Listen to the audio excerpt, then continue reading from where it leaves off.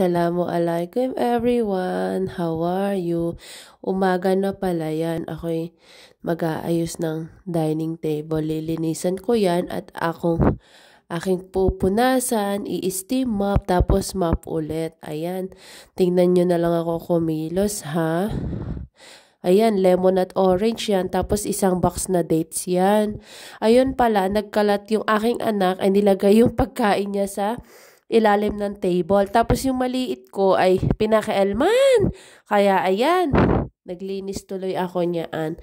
Ayan, ang gawa ko pala yung lemon at saka orange. Tapos bicarbonate soda at saka vinegar. O, tapos ayan, magsampay pa ako, Jude. O, ayan, hindi pa ako tapos sa gawain ko. Magsampay pa ako, magwalis pa ako. Ayan, talaga naman, tinaas ko yung mga upuan sa lamesa para mabilis gawain, walisan, kitang-kita ang dumi. Ayan, binacuum ko na yan. Ay, alam nyo ba, ang hirap na maging isang ina, lalo't wala kang pagbibili. Kung pag wala ka bang pagbibili na ng iyong mga anak nang sasabihin ay, pwede ko po na bang iwan sa'yo yung anak ko kasi may gagawin lang ako. Ay, pwede ko bang iwan sa'yo yung aking anak kasi maliligo lang ako. Ay, wala kasi nun dito eh.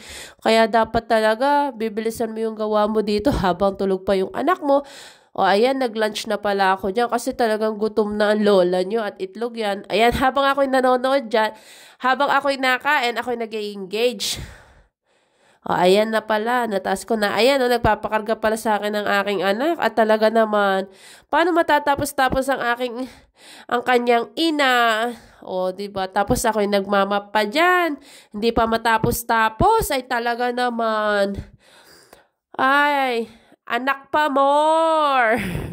Ayan, o kahit ganyan naman ako, ay talaga naman nalilinis ko yan ng husto. At ang hindi naman ako nag-aano na kahit ilan ng aking anak ay ayos lang naman. Naalagaan ko naman sila ng maayos. At nalilinisan ko rin naman ang bahay namin ng maayos. Ayan, karga ko na naman yan kasi nga gusto niya magpakarga. Kasi nga, ano niya yan, karga season niya ngayon. Ayan. O, sige, linis while karga, octopus pa. O, kaya ako, pag hindi ko karga yung aking anak, ay turumpu ako. Ayan, tingnan nyo, namap ko na yan lahat. Papatuyuin ko na lang, tapos ilalapag ko yung mga ayan. Ang dilinis na, diba? Ang ganda. Yun lang, assalamualaikum. Diyos sa airplane pala, yun lang, assalamualaikum.